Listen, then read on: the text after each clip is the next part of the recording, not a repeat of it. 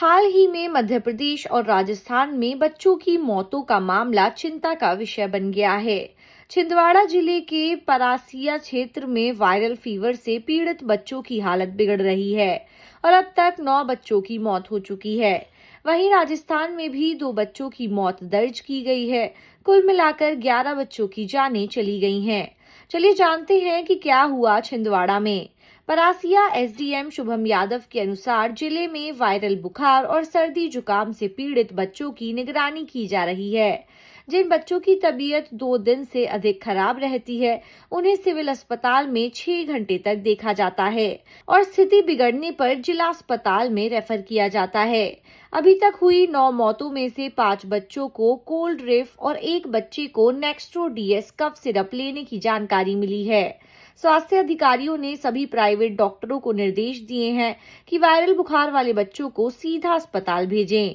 वहीं राजस्थान के भरतपुर और सीकर जिले में भी बच्चों की मौतें हुई हैं।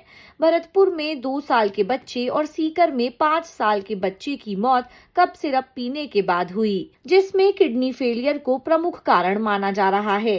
राष्ट्रीय रोग नियंत्रण केंद्र एनसीडीसी ने मध्य प्रदेश और राजस्थान के अस्पतालों से पानी, सिरप और अन्य नमूने जमा कर जांच शुरू कर दी है।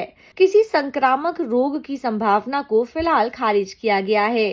राजस्थान मेडिकल सर्विसेज कॉर्पोरेशन ने 19 बैचों के कफ सिरप की बिक्री और उपयोग पर रोक लगा दी है। स्वास्थ्य विभाग ने सभी माता पिता, डॉक्टर और मेडिकल संचालकों को सतर्क रहने की चेतावनी दी है। एक्सपर्ट्स की माने तो बच्चों को बिना डॉक्टर की सलाह कफ सिरप मत दें। वायरल बुखार या सर्दी जुकाम वाले बच्चों को तुरंत अस्पताल ले जाएं। सिरप पीने से किडनी फेलियर जैसी गंभीर स्थिति हो सकती है। News desk, politicians India.